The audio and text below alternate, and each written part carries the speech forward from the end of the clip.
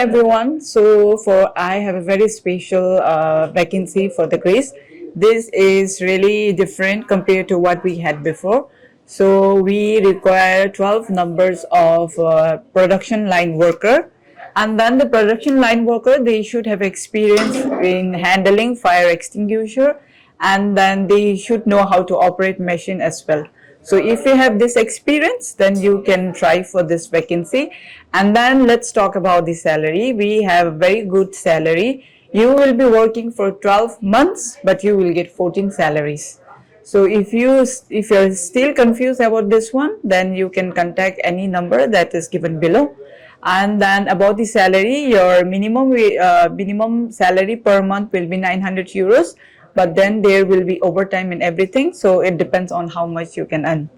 And then to talk about the other benefits, you will get accommodation, and then the working area, the working location, it's very clean, and then it's very good. So if you are interested, and then if you have any experience, so do not too late. You can always contact our number or visit our office.